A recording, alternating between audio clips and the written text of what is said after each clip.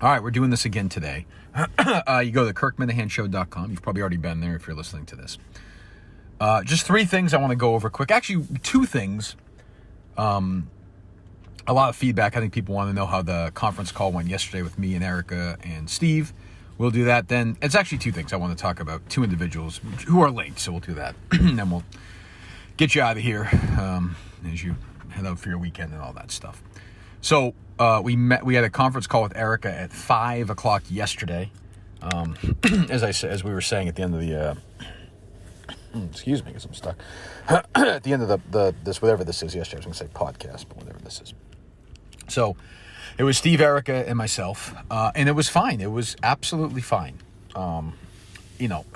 There's no anger. Whatever anger there was last week, is gone on that end. Obviously, there's people that I still don't like, but that's fine. Whatever. So, Erika had a bunch of ideas, a bunch of sales ideas, and I could tell talking to her and even talking to Dave the last couple of days that I think they really want to make sure this thing stays and works, and I appreciate that. And there was a lot of ideas kicked around.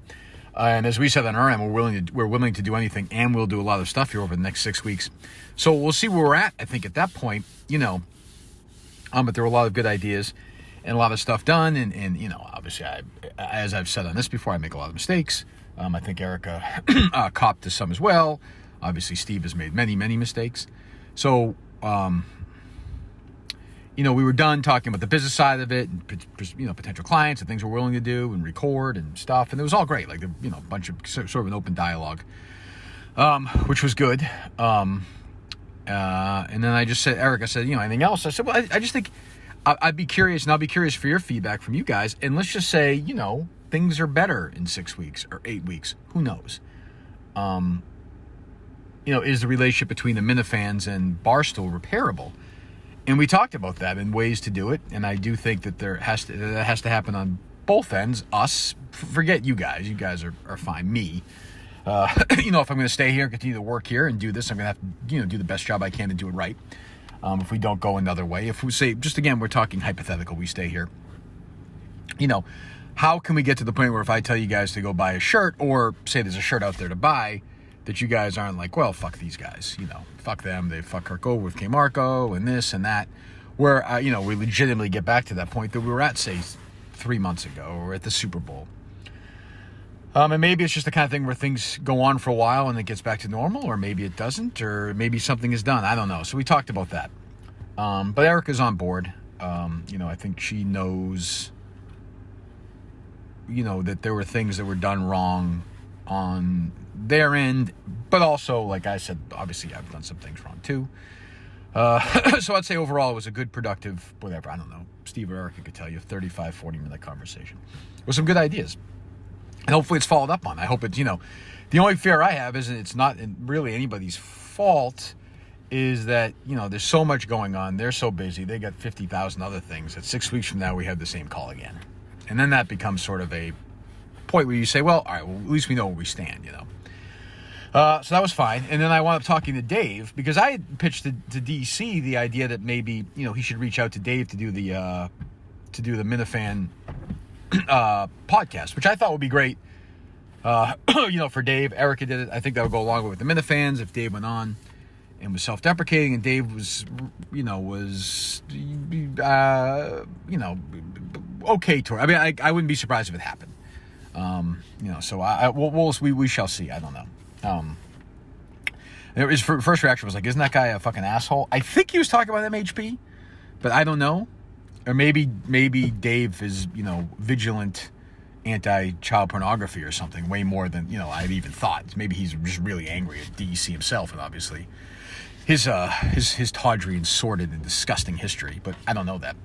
But my point today was, if you go on there and call DEC an asshole and beat the shit out of him, the Minifans are going to like you even more, including me, by the way. We'll play it, and it was like when MHB called in there and Dave beat the shit out of him. But we talked about this sort of thing as well, which is an organic rehabilitation if we're going to do this between the Minifans and between Barstool, where it's not, they do some bullshit video where it doesn't seem real, or I come on the podcast or do this here.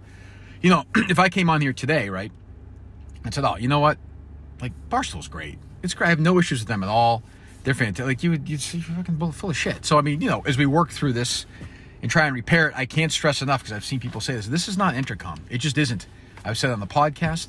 Just go back to February with my situation, and go back to 2018 in my situation. How Intercom handled it versus how Barstool handled it. That's all you need to know about the difference between the two companies. Do I have issues with some things at Barstool? Of course I do. Will I have issues if I go and do it by myself? I'll wind up fighting with the boss of that place, me. You know what? I mean, I'll obviously have an internal debate with myself. I'll turn against myself. There'll be two Kirks.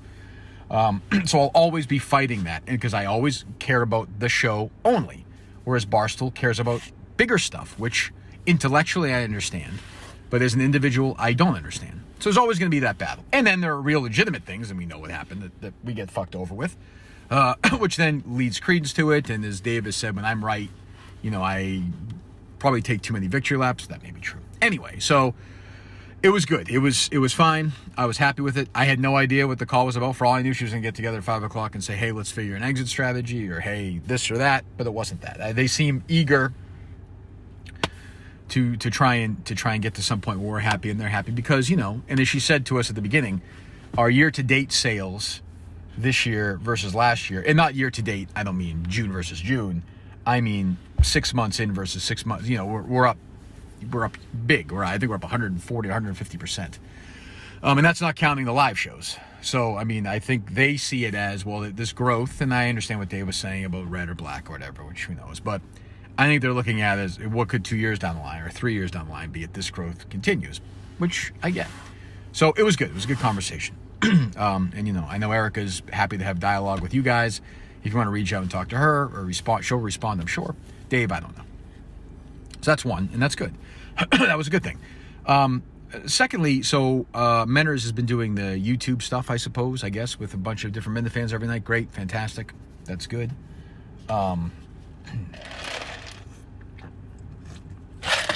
Crushed ice. God, that's good.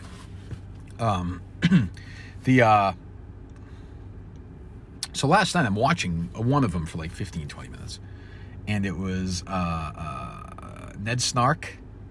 It was Menners. Oh, God, I'm going to forget who the other guy was. Oh, it was the other Australian guy. Lucifer, is it? Lucian? I don't know the other Australian guy's name. It starts with an L. Lance? Lucian? Lance? Lavender is not a name you would give a man, I don't think. But, so whoever that was, it was Menners, Lucian, it was Ned Snark, and it was MHB Obese, who was actually good. Like, he's clearly hates our show and loves Barstool, but that's fine. That's fine. I don't mind that there. So those four were doing a good job. Was fun, good, whatever. And fucking Will, I don't want to I don't want him to work. He gets on there. This is an intern who knows nothing. I mean, you couldn't be a stupider fucking idiot than this Will. I fucking hate him. He goes in there and is like answering questions about my salary and whether or not I own the RSS feed. And he's giving he doesn't, first of all, Steve doesn't know the answer to that. So unless Dave Portnoy or Erika Nardini has talked to Will and told him this, he is speaking out of his ass. He's talking about how a subscription service wouldn't work. And he's just talking and talking. Will, I'm serious. Shut the fuck up, please. Go. I mean, I want him fired. I want Steve to do the right thing and fire this fat blob of shit. I hope the next trip he and Latino Kirk go to is the fucking moon, and both of them never come back. I like Latino Kirk. I'm willing to sacrifice all the wonderful things he brings to us for Will to be out of my life. I hate his fucking hair and his face and his fat fucking face and his stupid expertise. Sitting there pontificating on me. He doesn't know a goddamn fucking thing. So fuck off. Which ties into the other intern, DJK, who was the number one intern. Goes out this morning and tweets out himself, I think, from the account, hey, without Kirk around, you can, here's good content for you. DJK talking about coffee and wrestling, like, from my Twitter account. Like, he's doing a good job as an intern. Okay, I like what he's doing. I like the YouTube stuff. Good. Excellent. Doing a good job. We are here to promote one person and one show only on the fucking Twitter account. You want to do it from your own Twitter account? I'll retweet it. Maybe Steve will retweet it. Your fucking job is, we're not here to build your stupid fucking brand from your shitty, you're a fucking bore.